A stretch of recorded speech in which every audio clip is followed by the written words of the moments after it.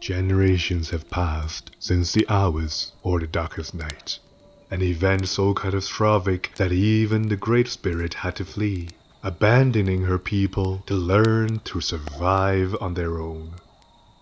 Before fleeing, the Great Spirit tasked Crow, a lesser spirit, to bestow her last gifts upon the tribes of the land to help prepare them. Worried that the gifts would not reach the tribes in time, Crow agreed to allow Coyote, another spirit, to assist.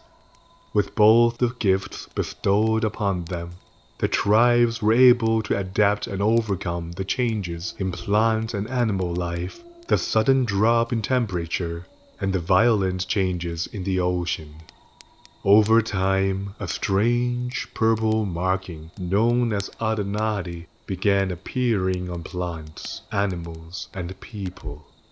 Through hard work, ingenuity, and giving the earth time to heal, the land has since stabilized and the tribes have flourished.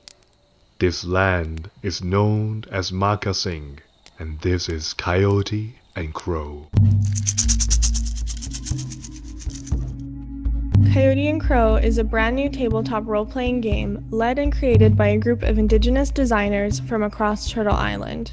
Funded within the first 45 minutes on Kickstarter, raising over $1 million, the project showcased the desire across the hobby to provide a space at the table for indigenous content. The world of Coyote and Crow, Makasing, exists in an alternate timeline from our own.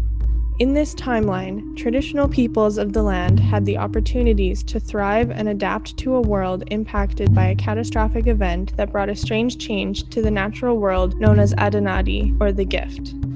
Coyote and Crow, as both a sci-fi setting and a system, shows us a future that could have been, while allowing indigenous artists, designers, and players to be at the heart of the game. While this game was created by an indigenous-led team, Coyote and Crow is for everyone.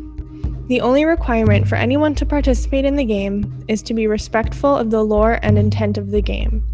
This is a world about traditional people living and adapting in their own world, free of any outside cultural influences.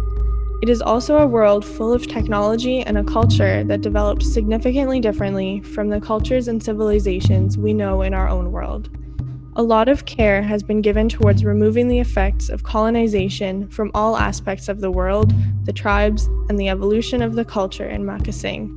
It is important to the integrity of the game, as well as the traditional indigenous people who designed it, to remember that as you play the game. So what makes Coyote and Crow unique aside from the indigenous design and influence? This is a game that takes place geographically in an area mirrored by our own real world, but influenced by an alternate timeline. Many of the locations you might be familiar with in what we call North America are influenced by the history of the events following the Awis. The game world is a world that could be and opens up the opportunities for new stories and explorations. In addition to the Awis, the catastrophe that defined the world of Makasing, the game is based around the Adenadi.